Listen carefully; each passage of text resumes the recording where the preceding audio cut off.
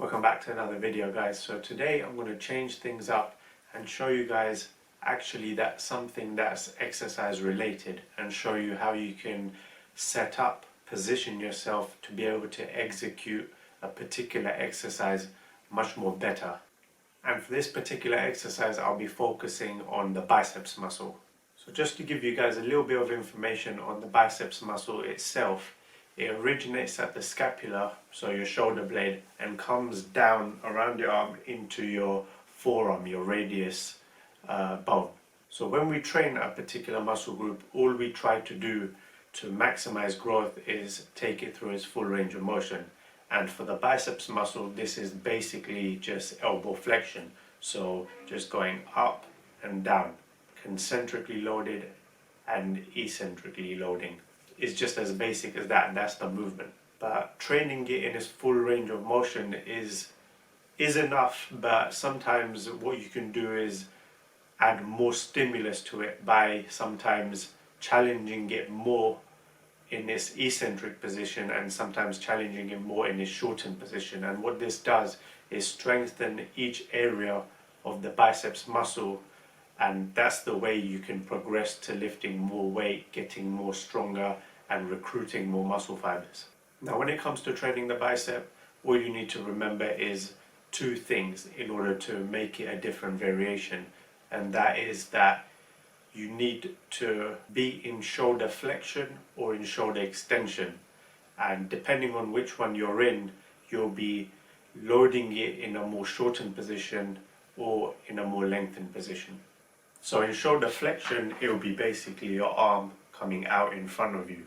So if you turn your arm supinated, which is palms up, and you go down, anywhere from where your arm is normally beside you to any degree or angle in front of you means that you're going to be biasing the more shortened position. And it's the opposite for the lengthened position. So if I put myself to a side, as soon as your arm starts extending, which means going backwards, now what you're doing is lengthening the muscle. Because if you remember that the bicep starts off at your scapula and goes into your forearm, the more back you go, the more you'll start feeling your biceps muscle getting lengthened and stretched. And this is how we can start manipulating, trying to train it in its lengthened or shortened position.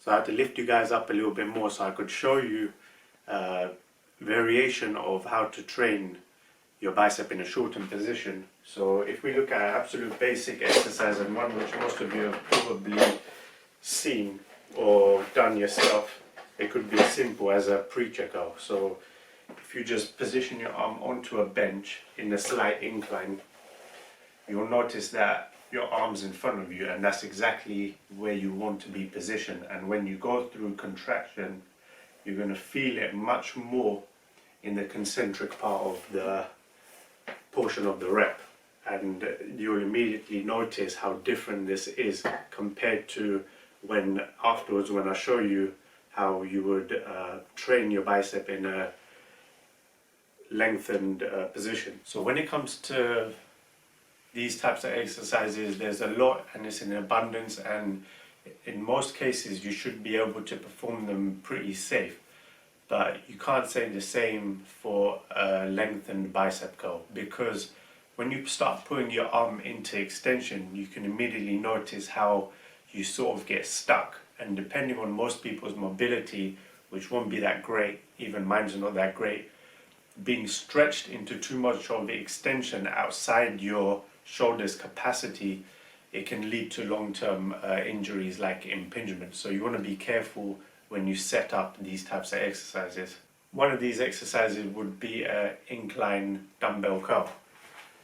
So if we just take the bench again and I put it sideways, you can see how, like I said, to eccentrically load, you want your arms to be behind you. But what the incline bench allows you to do is automatically, even though your arms are beside you, they allow your arms to just fall behind you. So you're already in a prime position to be able to train it from its lengthened position. But what you don't want is when you start going into too much of an incline, like I said, you start compromising your form and start putting your shoulder into a more vulnerable position. And so an easy way to notice this is that if you start feeling a really big burning sensation or some discomfort in your shoulder position, in the extended position, then you probably don't want to be there, and you probably want to come out of that a little bit into more of an incline so that you can release the load off of that shoulder.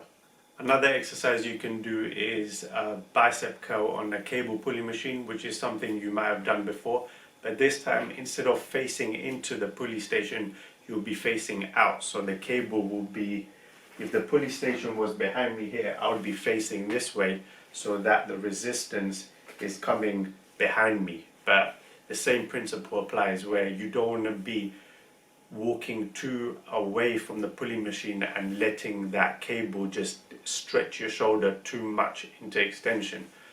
But that's another great alternative.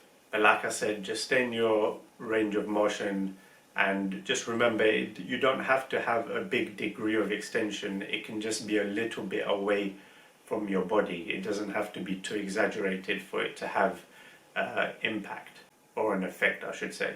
But that's it for this video, guys.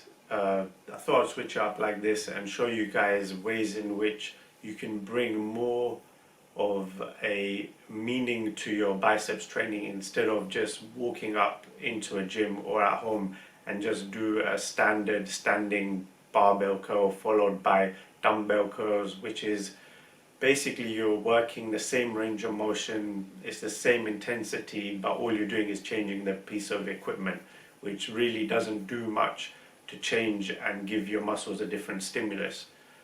So that was my idea behind this video, and if you enjoyed this, then let me know in the comment section below if you want to see me give you more pointers on maybe a different body part, or even biceps again, if you want me to see me do this in a different way, or actually using bands or dumbbells or barbells. I can definitely show you more variations and in a more better way in terms of demonstration. So if you enjoyed this, be sure to give it a like, comment below, and I'll see you guys next week.